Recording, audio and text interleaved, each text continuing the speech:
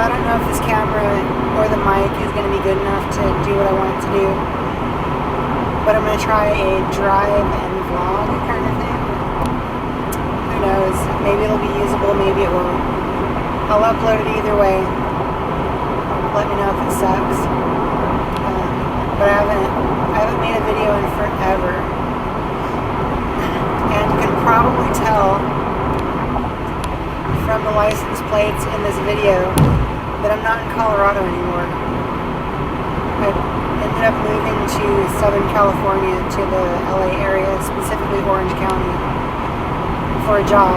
I decided to stop being a Lyft driver and get back into my career where I belong. I forgot how much I love programming. Making computers do what I want them to do has always been a lot of fun. And now I'm in Southern California doing that, which is kind of cool, but uprooting and leaving all my friends behind, coming out here and not having any friends. And to be honest, I had let my financial situation get kind of stupid. So I'm rebuilding my credit. I am digging out of the debt that I got myself into. I am getting everything back in place. And in the meantime, I'm living in my motorhome in an RV park, trying to decide what I want to do next. Do I want to sell my house in Colorado or rent it out? If I sell it, that gives me the option to buy something here. Potentially, if I use my equity as a down payment for something here, I could potentially buy a foreclosure. The foreclosures are in the neighborhood of the equity that I have. So it could be that I buy something here and I don't have a house payment, which would be phenomenal. The only thing that I would need to worry about is if I buy a pre-foreclosure, I just have to make sure that the previous owners didn't destroy it before they left. Get pissed off because the bank is foreclosing on them. I have to do a really, I wouldn't be doing the inspection, but get a good inspector, get a good realtor, someone that is plugged into a good network. So that's one option. The other option is if I continue to rent it out. At that point, I'm just kind of breaking even. I mean, I could, right now I have relatives in my house, and I'm only charging enough to cover my mortgage and escrow payment, so basically I'm breaking even on that. But they are in the process of looking for a place to buy in Colorado or somewhere else. I mean, they would like to stay in Colorado, but they're starting to realize that real estate prices in Colorado are significantly higher than they are where they came from. So they have a decision to make too. Do they want to stay in Colorado or do they want to go somewhere else? If they do decide to stay in Colorado, they wouldn't be in my house forever. They would be in there for a time. Or I would end up having to increase to market rent for them. I don't think it'll come to that. But these are all thoughts going on in my head. Some things are a 0% chance, but they still go into my thought process. I haven't, since I moved here, I haven't gotten plugged into a cycling community the way I was in Colorado. So I haven't been riding as much. Well, obviously I don't have any friends here locally yet, so I haven't done anything specifically to make friends. My single focus right now, like I said earlier, is specifically getting rid of my debt and making sure that I have my finances in order before I do anything. Because part of riding a bike is that parts wear out, and depending on the bike you have, they're not cheap to replace them. So if I don't ride it, if I don't ride either one of my bikes, I don't have any parts wearing out or any parts to buy. The last video that I posted online was a year ago, 2 years ago. I think it was a year ago. And I fell into kind of a funk. That was about the time that I started looking for a job back in my career, but it took about 6 months because every place that I contacted or every place that I answered their posting, I was trying to go back into programming. So I'd been a manager and then an architect for a while. But I know that throughout my career, I've never really cared about playing the game with all the buzzwords. So if you know the buzzwords and the catchphrases, a lot of people interviewing you will think that you know what you're talking about.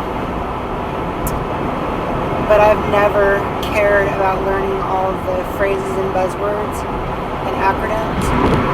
So when someone's interviewing me, they need to actually understand the job they're hiring for, so that they will know that I know what I'm talking about. So I ran into several situations where I would get the phone screen with someone in HR. They would talk to me, they'd be excited about it, wanting to connect me to the hiring manager. Well, let me take a step back. I wouldn't actually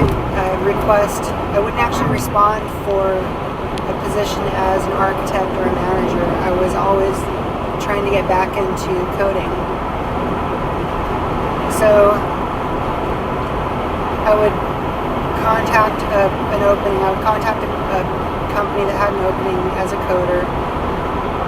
When I was talking to the HR person and they pulled up my resume to see what I had on it, they would see that I had manager and architect. And they would, almost every time they said, "Oh, we're also looking for an architect."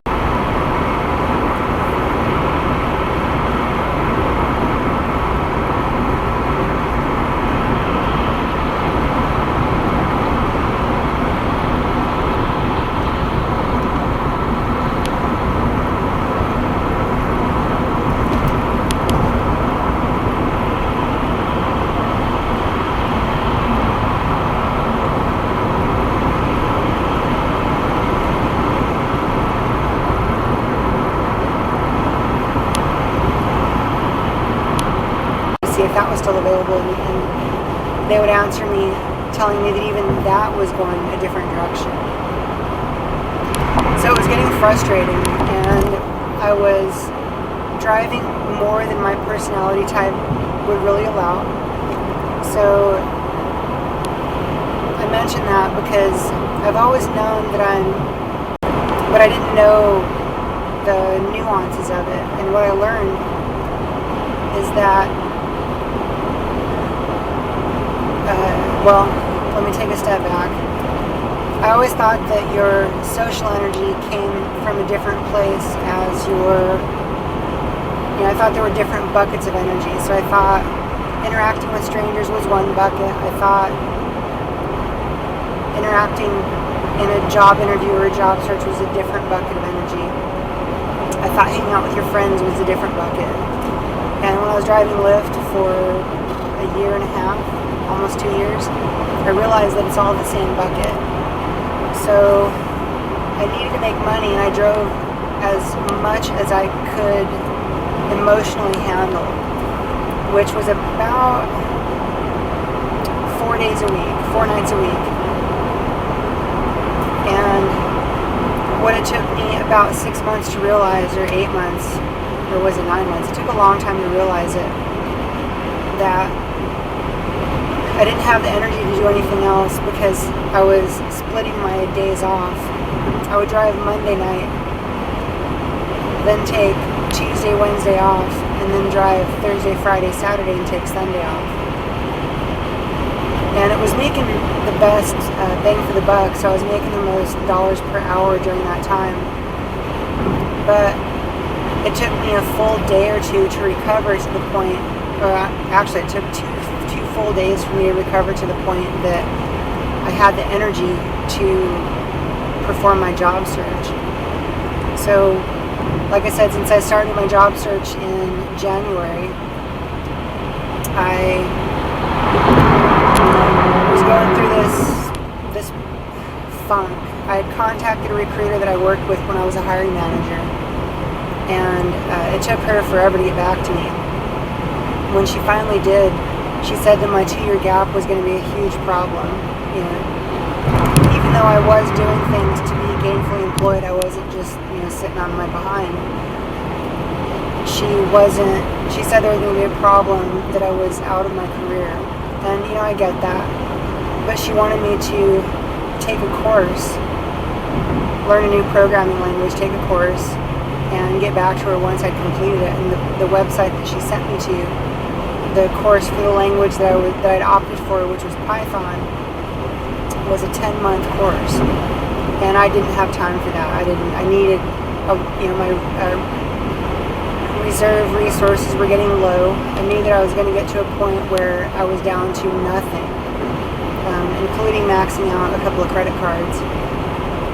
So I knew that I didn't have time for that, but I also didn't have time to job search on my own. I was hoping that I would find a recruiter that would look for me and just send me to interviews whenever they found something that would fit. And since that wasn't happening, I opened up my job search on the different websites. So LinkedIn, Monster, I think I even created a profile on Dice. And I want to say there were a couple of other places that my resume found its way to. And at first I was being selective. I wanted only programming positions, non-contract, in the Denver area. And when I would contact them, that was the scenario I was telling you about earlier, that they would talk to me on the phone, find out that I had more in my resume, and they were looking for those positions, and they just wouldn't talk to me to be a programmer. So eventually, it took months. This whole thing went from January. I tried to contact the recruiter. She finally got back to me in late to the end of February. We went back and forth on emails for a while, and when she finally told me that she wouldn't try to place me until I'd taken that course, was the end of February, middle to beginning of March. And so March into April was when I started trying to look for places on my own, get my resume back out there. And this, the problem was happening with these different positions through March and into April. Plus I wasn't able to actively do my job search. So it was in late April, beginning of May, when I realized that the buckets were all the same, and that I needed to have 2 full days to recover before I could do any job search work.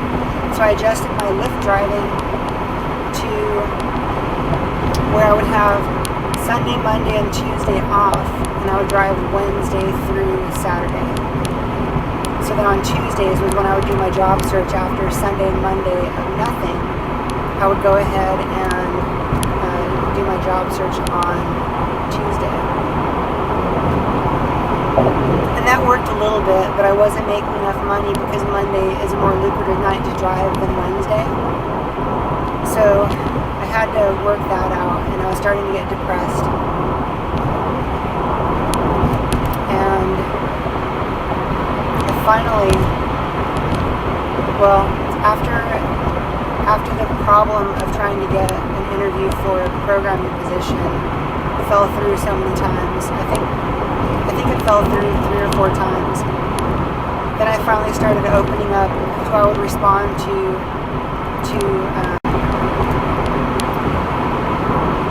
contract positions.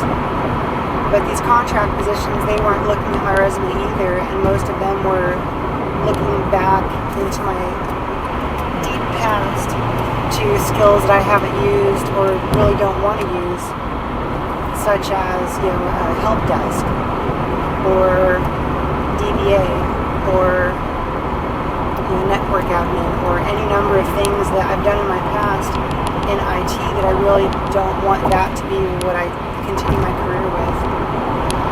So I was starting to get more frustrated, so then I opened my job search up to non-Colorado, and I submitted a resume for a company in, or was it Baltimore?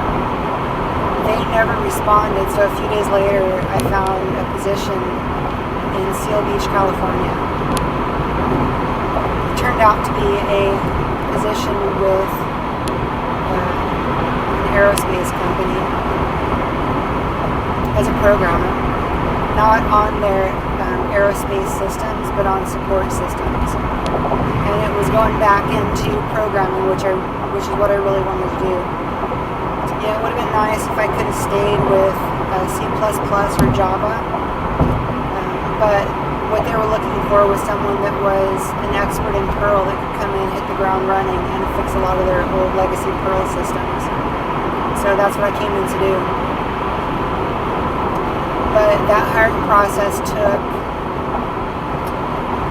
about 2 months and it wasn't a hire, it was a contract. So I came on as a contractor. And it took, by the time I started working with a recruiter until I went through their interview process to another consulting company's interview process, and then talked to the hiring managers, not hiring, but the contract managers. It went from, everything started in about mid-June with an initial start date of early July, like I think it was July 11th. And then they kept stringing me along. But at that point, I needed to be available for phone calls because they would call me back while I was out on a bike ride. And I wouldn't answer, and they would call me several times even though I was only out for an hour or two bike ride. They would start freaking out that I'd lost interest. So I realized that I needed to coddle them and answer their phone calls. So I needed to be around my phone a little bit more. So I stopped riding so much. But I was out driving, and they asked me how much time I would need to be able to get to California. And I told them 2 weeks. I figured that's how long it would take to get my house ready because my initial plan was to put my whole house on Airbnb. Found out later that I think that's illegal in my hometown, or in the town where my house is. So that wouldn't have worked anyway. But I was looking at different options of renting it out fully furnished. Doing it like a business rental, so business travelers are in town for a few months at a time. Their companies would rent out a fully furnished house nearby. And that's the market that I was about to look at, because the last thing that I wanted was to be responsible for fixing things in my house when I'm in California and my house is in Colorado. At that point, my relatives still hadn't made the offer to move to Colorado yet and rent it from me.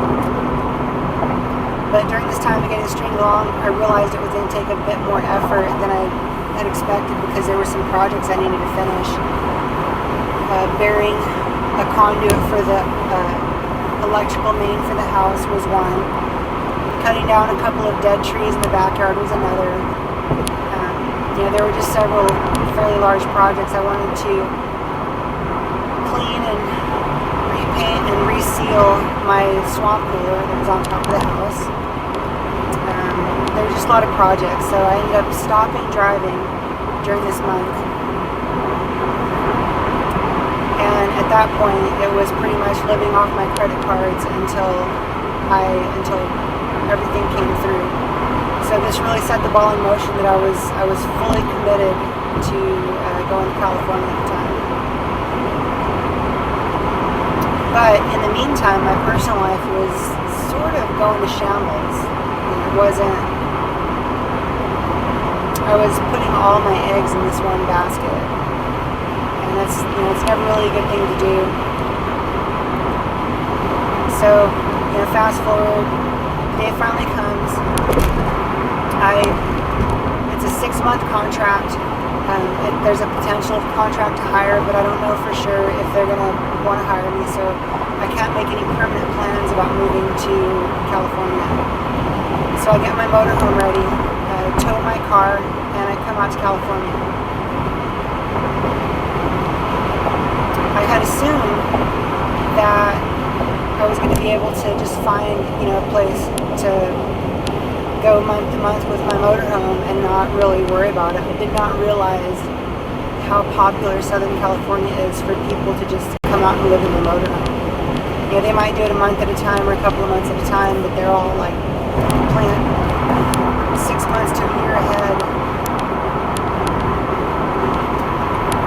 So the RV parks are booked way, way, way in advance. So when I got here, all I could find was, the first place I found didn't have anything permanent. In fact, I learned something that most of the residents didn't know, which was that they were converting the RV park into tiny houses to rent out.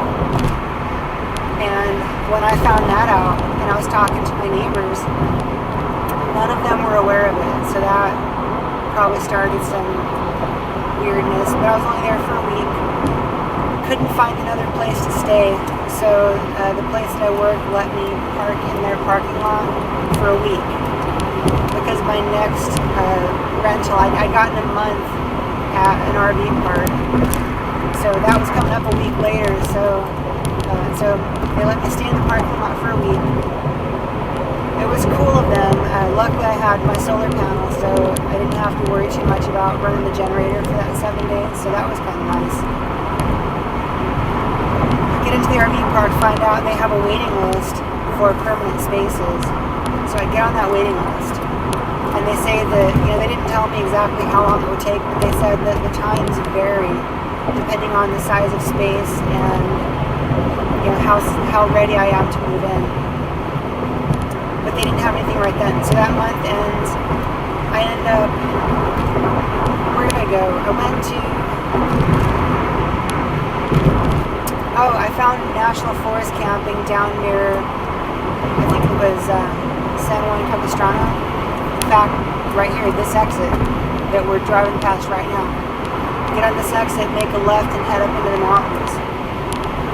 And that's where I lived for 2 weeks, because that's the longest you can be in the National Forest. Well, I take it back. I wasn't actually in for 2 weeks because I wanted my next move date to be on a weekend instead of a weekday. So when I moved the next time, it was on a Sunday, and I had booked 3 different sites over the course of the next 2 weeks in the Prado State or City Park, Prado State Park, County Park, Regional Park, whatever.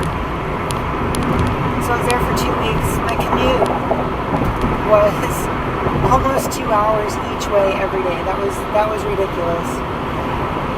It made me wish that I brought my motorcycle here, since motorcycles can lane split. Because I would see them, they're not speeding between the lanes. They're just going a little bit faster than traffic when we're at a standstill. But it was still moving, and they would have probably been a 45-minute to an hour commute instead of an hour and a half to 2 hours. So that made me long for having my motorcycle.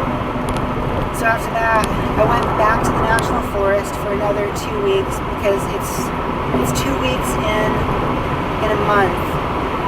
And since I'd been in for 10 days, out for 14 days, I could be back in. Well, no, I take that back. I didn't go back in.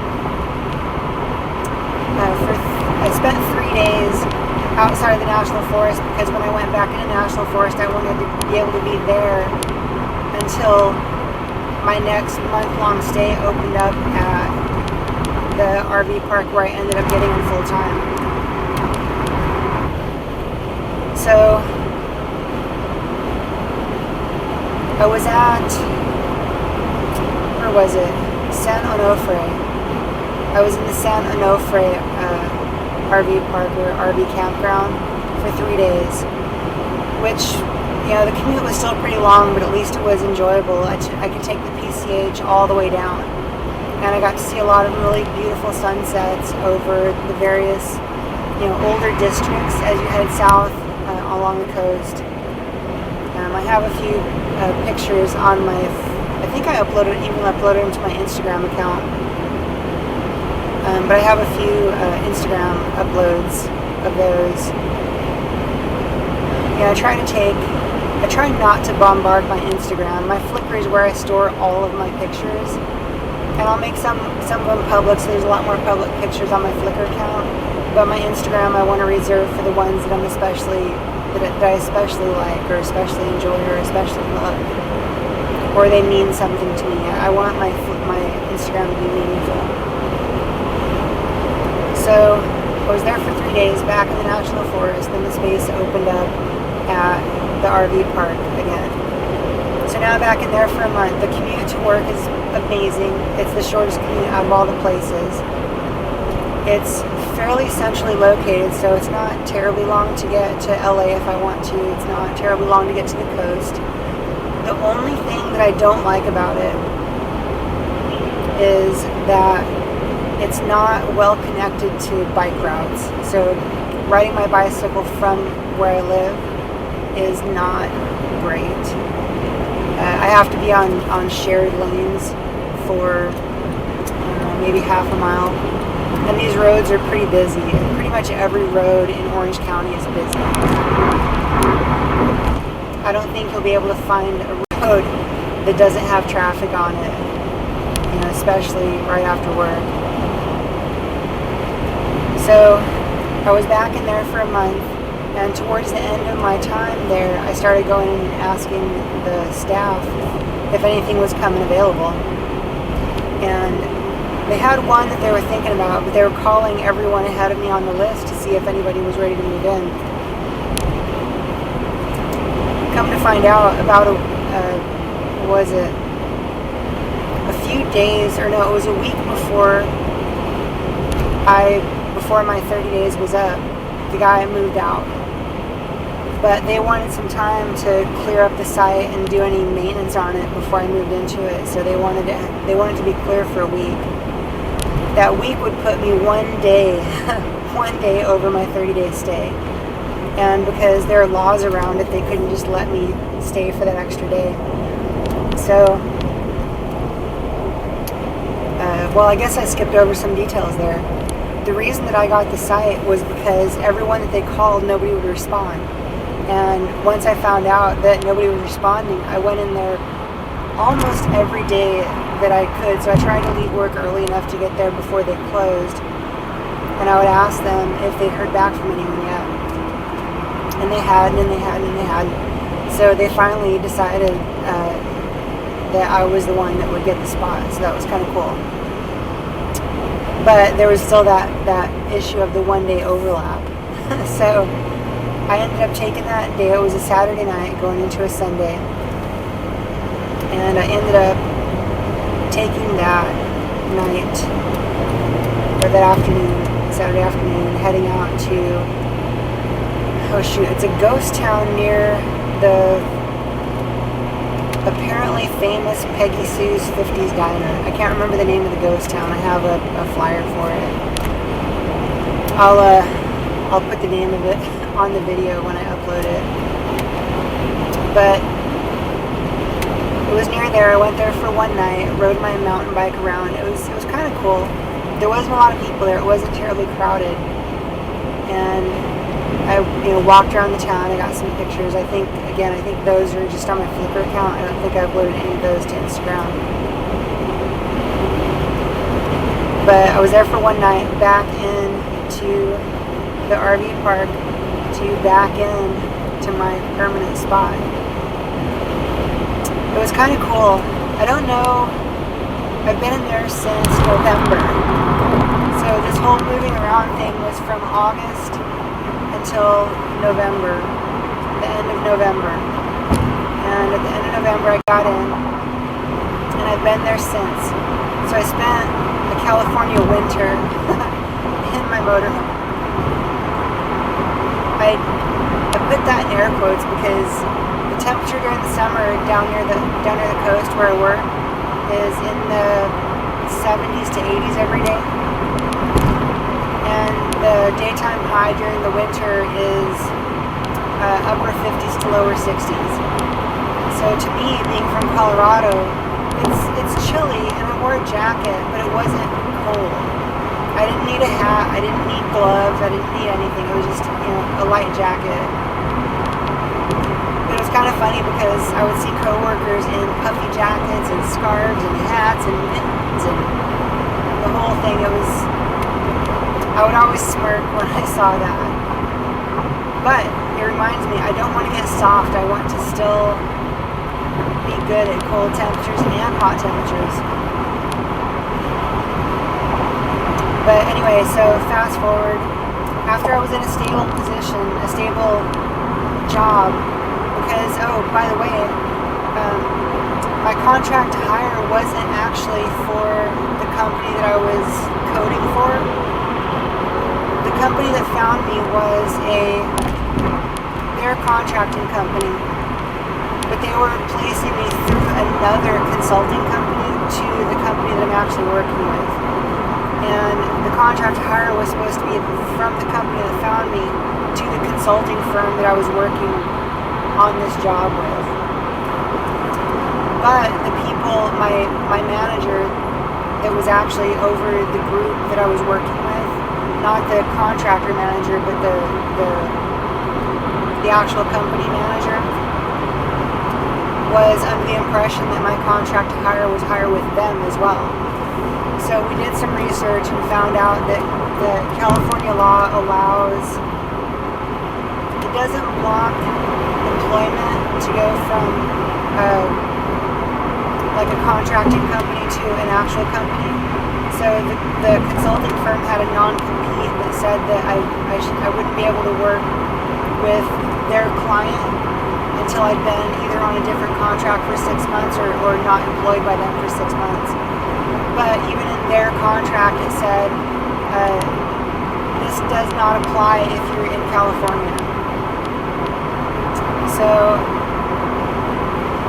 there was a little bit of fiasco. I do not like hurting people's assumptions or giving people bad news. And the consulting company saw how skilled I am at programming and decided that they wanted me on board. Like, they didn't even want to wait 6 months because they were getting like rave reviews of the job that I was doing, and they didn't want to wait 6 months, so they started looking at hiring me after, I think, so that was August, and it was in September when they started talking about hiring me.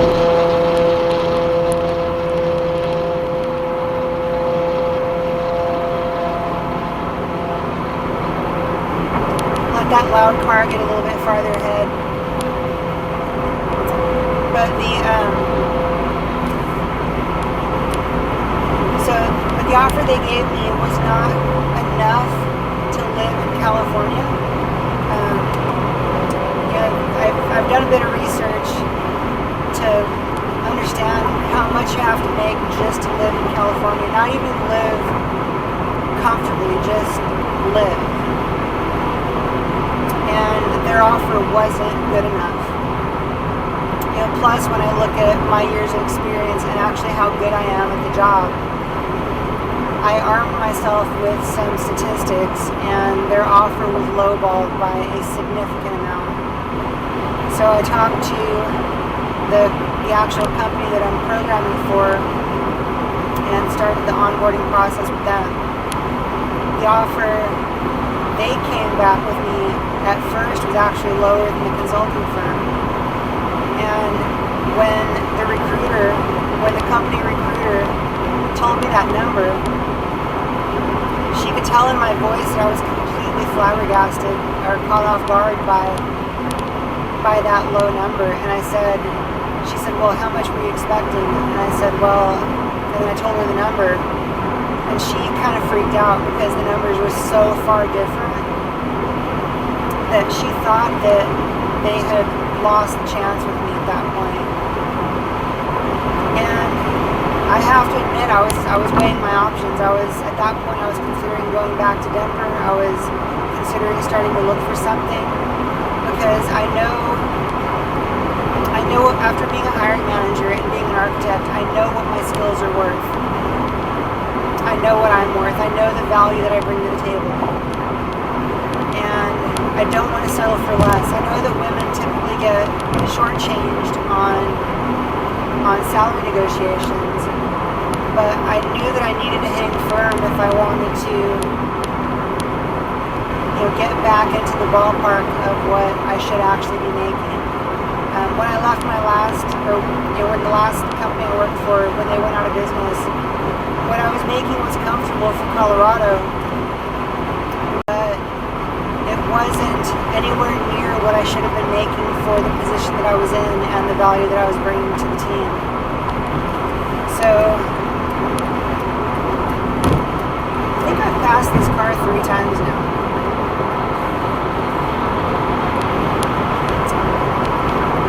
So I knew I wanted to hold firm. I'd been reading a lot of things on how people think that women are less likely to have a strong negotiating tactic or hold firm on their negotiation. And I have to admit, there have been, I should say pretty much every negotiation, every salary negotiation in my past was not really negotiation. They told me the amount they were willing to offer, and I accepted it. And that meant that I wasn't making as much as I should have been making for most of my career. I was making good money, but I wasn't making what I should have been. So for this negotiation, I did want the job. I like the team, the people are good, and I like the work. In my second week there, they had already approached me about hiring me full-time. So I know that what I was doing was good, and it was definitely impressive. So job situation stabilized in September, October. I ended up coming on board with the actual company that I'm coding for on November 8th. So that was my first day as an actual employee. I got my permanent parking place at the end of November, and then the holidays hit, so I went to Colorado and visited my relatives that are in my house. Didn't really have time or energy to do anything else because it's still really weird since I went into that, like, the best way to put it is not like a suicidal depression, that's not even me, but like a depression where I didn't want to do anything. Like, I didn't have the energy to do anything. So around the holidays and into January, I finally realized, I finally had the energy to realize that that's what had been happening for all this time. I didn't want to do anything. I didn't want to make videos, which I really enjoyed when I was making them. I didn't have the energy to go out and make friends. I didn't have the energy to really, honestly, do anything except go to work, go home, go to work, go home. So that was basically 6 months. But recently, I can tell that my energy level is coming up. Today is the first day that I've gone on just a drive since I've been here. It's a Saturday evening, night. It's 9:30 at night. So a Saturday evening in Southern California, and I'm willing to go out and brave the traffic to just go for a drive. But it's also the first time. I've thought several times about making a video to upload to kind of explain where I've been, what's happened. I've noticed that most of my videos that have gained a lot of traction are some of my how-to videos. The one that's doing the best was I replaced the shower faucet in my motorhome from a 2-knob to a single lever.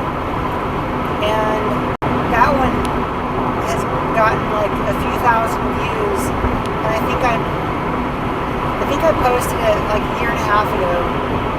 But between that one and my race videos, those are my best performing videos. I think the one where I did the work to put the tornado cleaner in my black tank in the motorhome has also steadily progressed and gotten several views. So that makes me wonder, should I not worry about racing and putting race videos up, but do a lot of how-to videos? I'm always doing little projects and things that when I describe them to my friends, they're always like, "Why are you crazy? How do you know how to do that? Like, what's like how are you so skilled at all these things?" So I have a few projects coming up on my motorhome. I didn't take a video of when I put my second solar panel on or when I tested it. I have pictures of all that. They're up on my Flickr. I don't think I posted any of them to my Instagram. I might have posted one or two to my Instagram. But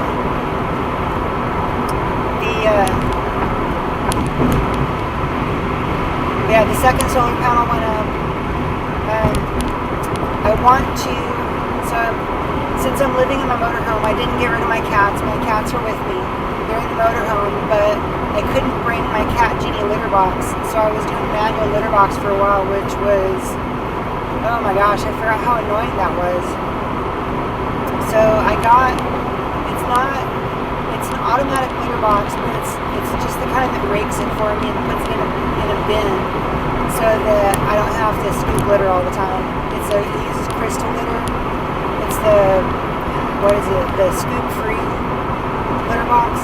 Anyway, right now that's taking up space in my motorhome, which I could use for other things. It's actually under my dinette table, which means I don't really have anywhere to put my feet. So I want to use the space under one of the dinette benches, cut a cat door, put that litter box under that bench, and have it out of the way, and put an exhaust fan in so that it just pulls any foul odors out. But just make that sort of like an isolated space. Put a bigger door on the outside of the motorhome so that I can change so I can deal with the litter pan from outside instead of doing it inside the motorhome. But when I unscrewed that dinette bench, I found out that that's where the power converter for my shore power cable is, and that's also where the cable box is where I store my shore power cable.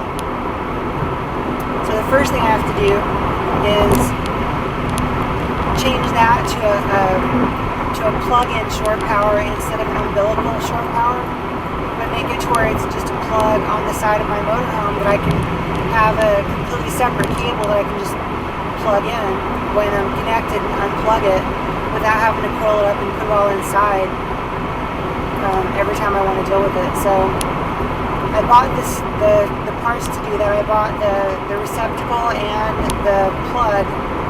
So the next project that I'm going to do is I'm going to take the umbilical and convert it into a plug-in instead of a connected umbilical. I also want to relocate the converter box that's under the bench, just because I don't want my cats to potentially get electrocuted. So I'll probably put that up on a wall. Right now that bench has 2 seatbelt brackets, and since nobody ever really rides in the motorhome with me when I'm driving it, I'm going to take those brackets out and just get more room so I can put the litter box in there. So I'll try and video all these projects as I'm doing them. They'll probably be relatively short videos, like maybe 5 to 10 minutes a piece, just showing the major steps of what I'm working on when I do it. And yeah, see how that does. I like to think that people seeing a woman do these kind of projects helps them to feel like they have what it takes to do these projects. Now, I can't guarantee that someone else will have the same confidence and technical background and know-how and all that I do. But what I'll always caution is if you ever feel unsure of anything that you see on one of my videos, don't do it. Because you can do some serious damage if you mess up. One of the huge projects that I did was actually on this car. Since I towed my car here, I didn't flat tow it. I rented a U-Haul tow dolly, so the front wheels were up, and I towed it. I have a couple of pictures of that, again, on my Flickr. I don't think I put them on Instagram. But I knew I wanted to be able to flat tow because connecting and disconnecting is so much easier for a flat tow setup. But I also knew that I couldn't afford, again, with the financial troubles and just having moved here and not having gotten back afloat yet, I knew that I couldn't afford to have someone else do the install. Plus, I enjoyed doing this kind of stuff, so I did all the work myself to connect the tow bracket to this car. The instructions were pretty straightforward. I went to one of my new co-workers' house and borrowed her garage. Mostly my own tools. I borrowed a couple of their tools, but I was mostly using my own tools. And she was surprised that I was able to do it because I had pretty much the whole front of my car disassembled. I had the front bumper fascia off. I had the actual bumper bar off because the bracket has to drill into and bolt to the bumper mounting brackets. So that was pretty good. I think that took 4 hours for me to do it. I think the website said 3.5 to 4 hours, and I think I got it done in 4 hours.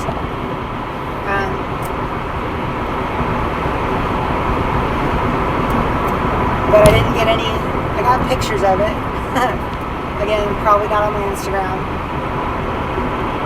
But you know what? I think I might go back and post some of these on my Instagram. I might upload those just because I'm talking about them on this video. But yeah, so I've been doing a lot of projects. I just didn't have the energy to make videos.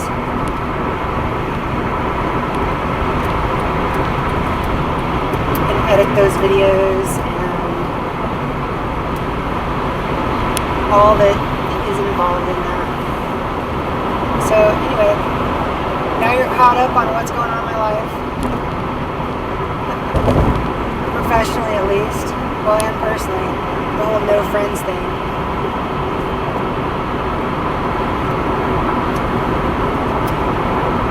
Yeah, so now you're caught up and I should be putting out more videos soon.